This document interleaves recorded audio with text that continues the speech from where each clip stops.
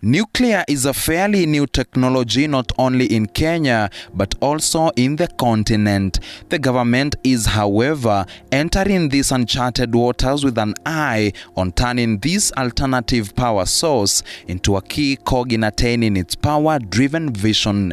But how far is the nuclear journey in the country? On our season premiere, we seek the answers from the chairman of the Nuclear Power and Energy Agency, Ezra Odhiambo.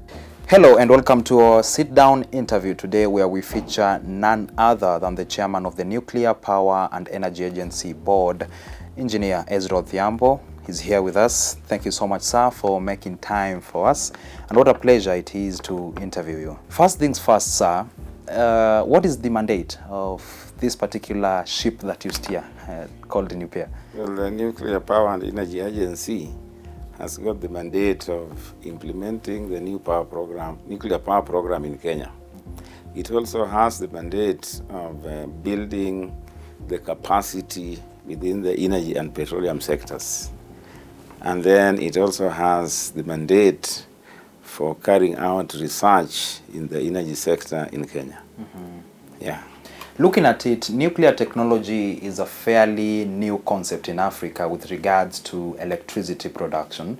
What particularly advised the need for the establishment of this agency, especially to pursue what I'll call uncharted waters?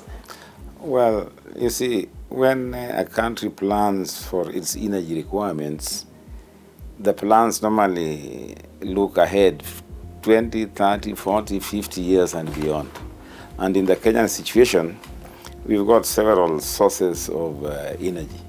We've got geothermal, we've got hydro, we've got solar, we've got wind, and then there is biomass, and then of course there's the nuclear option. So when the forecasts were put in place, it looks like sometimes in the distant future, probably 15 years or more, we are going to run short of energy.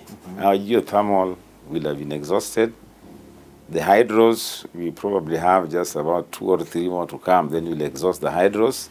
And then of course, we've got the option of using fossil fuel, either petroleum or coal, which also there are issues about them. Then there's the wind. The wind is not available everywhere. So there's limited capacity in terms of what we can get out of wind. And then, of course, then there's the solar. And when all this is considered together, then it looks like in the distant future, there will be need to supplement all these sources with the nuclear energy. Yeah. Well, looking into the future, this appears to be a roadmap that the board that you chair, which is the topmost organ, especially within NuPEA, has in mind, and especially because it is a very critical period for you. Perhaps, first things first, how is it being the chair of the board? How has the job been so far? Well, being the chair of the board is a very challenging assignment, given that the nuclear power program is something that takes a number of years to put in place. Because to implement a nuclear power program requires that several issues are addressed adequately in advance. And in the language of the nuclear sector, they are called infrastructure issues, and there are several of them. One, I'll just give a few examples. We've got to develop the capacity of Kenyans to plan, to be able to implement, maintain, and manage a nuclear power plant. So that is one of the issues that we've been working on and is ongoing. The next one is the electricity grid in the country. It has to meet certain standards before a nuclear power plant can be put onto the grid. So in that aspect, we also have a long way to go. We still have a lot of improvements to put on our grid. And along with that, nuclear power plants operate in very unique ways. One of them is that when you have a nuclear power plant, it could operate for probably about 18 months non-stop. But when it goes for maintenance, then you see it goes off the grid. And based on the technology of how grids are put in place, we cannot have a very big fraction of the power in a grid going off. Therefore, that means that we have to also improve on our power production so that the nuclear plant is not more than 10% of what we have on the grid. And all these have to be put in place well in advance before the introduction of the nuclear power plant. You've mentioned nuclear generation of power being more or less like a long way to go. Yeah. But deep down, do you believe that this particular dream now, being part of the electricity grid, is achievable?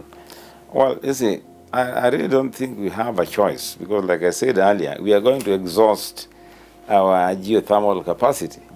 The hydro is just about gone.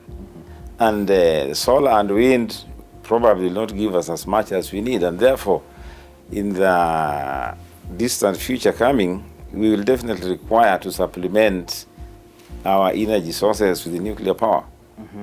Yeah. Globally, we've seen governments decide not to go the nuclear way, and actually governments or countries that were generating power or that were depending on nuclear to generate their power, such as Germany, decide enough is enough, let us shut down these power plants.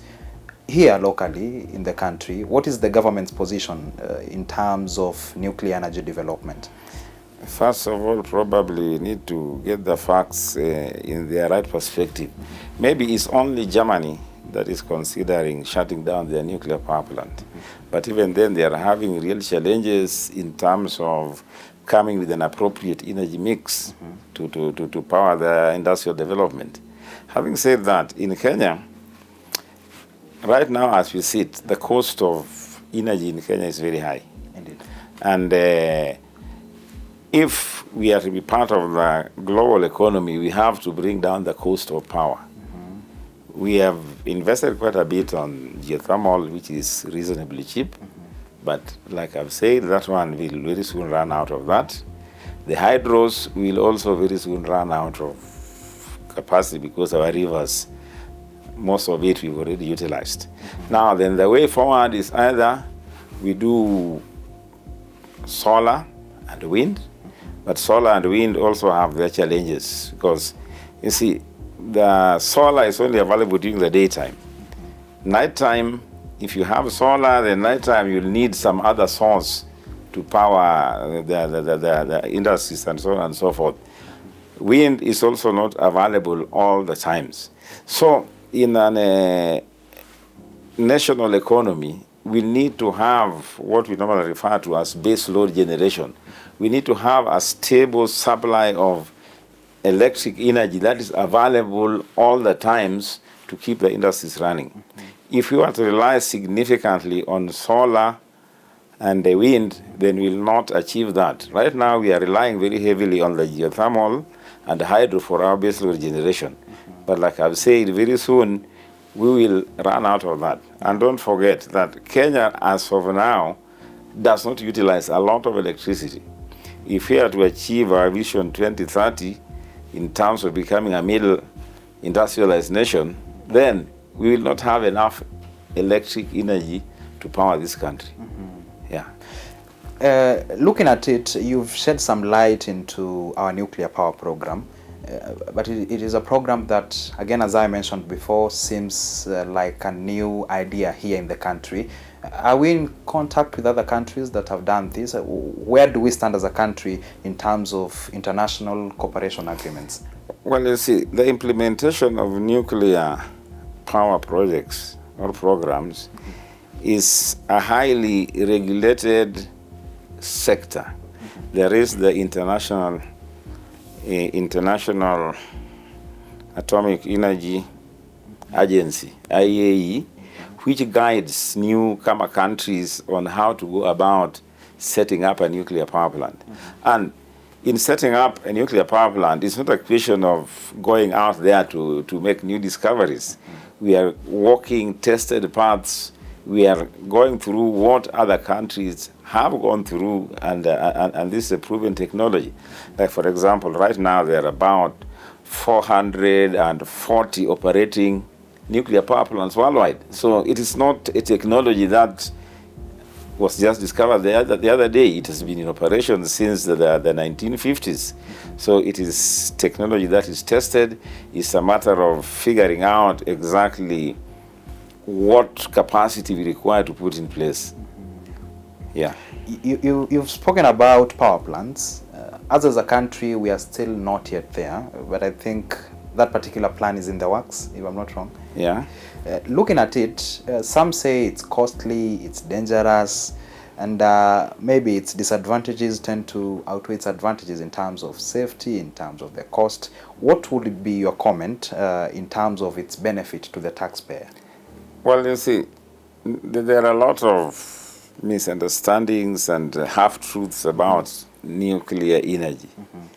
In terms of safety record, I think nuclear power plants have got the highest safety records compared to all other energy sectors. The number of accidents that have been reported and the casualties are insignificant as compared to coal plants, even geothermal power plants. And so in terms of safety, yes, it is very important that nuclear power plants are designed to be safe. But you see, nuclear, as it were, the fact that some of the byproducts of a nuclear power plant operation can be used to manufacture destructive bombs, it means it is a highly regulated field. And there are lots of safeguards that have been put in place to guide newcomer countries in implementing nuclear power programs. Speaking of safeguards, these particular safeguards extend to legislation and laws. And maybe, Daktari, will you shed some light on the legislations that have been put in our laws regarding nuclear? Well, you see, first and foremost, the most important thing from a national position is that we have to use nuclear energy in a safe manner. So there is legislation that has been put in place in Kenya, which created the Kenya Nuclear Regulatory Authority. So it is this authority that will license the nuclear power plant operators by ascertaining that the technologies they are bringing in and the power plants that they will put in place will meet certain safety standards. That is very, very paramount. Then second to that is a question of safeguards. Like I said earlier, nuclear material, if it falls in the wrong hands, it can be used for other destructive purposes. So there are very many protocols that have been put in place to make sure that the nuclear material, right from the time it is brought into the country and probably after use and its disposal, is something that is very highly regulated and well documented. You quite optimistic that the path to realizing power generation from nuclear science is a realizable one. What will be the one thing that maybe, let's say 10 years from now, you'll look back and say, yes, we've achieved? Where do you see actually the entire nuclear sector in the country in 10 years? Well, you see, according to the current plans, the path to implementing a nuclear power program normally starts with the country taking a national position. That means the country making an informed decision that we as Kenyans, we want to implement a nuclear power program. Once we've done that, then of course that has been done. The next thing is to put in place the various laws that will help us manage the nuclear technology and the nuclear power program. Then next to that is identification of potential sites where the nuclear power plants can be built, because not every place will be suitable for a nuclear power plant. For example, places with the, I would say, where earthquakes, which are prone to earthquakes, are not suitable for nuclear power plants. So there's a lot of work that goes into identifying the suitable sites, and in Kenya we've already got some potential sites, but we'll still conduct some research and investigation over the next 3 or 4 years to confirm that indeed those areas are safe for putting up a nuclear power plant. Maybe within those 3-4 years, do you think that we'll have the manpower required? Because there's always a question, away from nuclear, looking at the construction of roads in the country, we've seen foreigners take a critical role. Maybe is that the same thing that is going to happen? Well, you see, the construction and putting up of a nuclear power plant, of course, that will be given out to a vendor. And the vendors that build nuclear power plants, there are not very many currently in the world. There are just a handful of them. But once a nuclear power plant has been built and put up in place, the maintenance of that system is similar to, like, for example, a geothermal station, and we've got similar plants within the country which are being maintained. So there's no real magic about the maintenance of a nuclear power plant. Yeah, I mean, it's something that we are preparing for.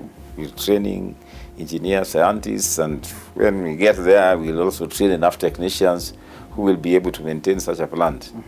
Yeah. Are you satisfied with your progress as NuPEA, especially comparing with other countries in the continent?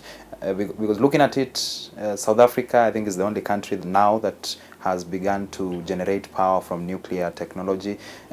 Are you confident with where we are? Well, of course, like I said, that the implementation of a nuclear power program is guided by the International Energy Agency. There are several milestones which we have to accomplish as we march towards implementing a nuclear power program. And the march towards this nuclear power plant, we are guided by the International Energy Agency, which carries out review missions from time to time to check and confirm that indeed we have developed the required capacity in terms of human resources and also in terms of preparing the infrastructures that are necessary. Evidently, the next decade is a make or break moment for the Nuclear Power and Energy Agency. But just before we take a break, a lot more is lined up on the other end, including an interview with a queen in the country's nuclear energy sector, interesting facts about nuclear energy, what our young generation thinks about nuclear science, and the 5 ways nuclear science helps cancer patients.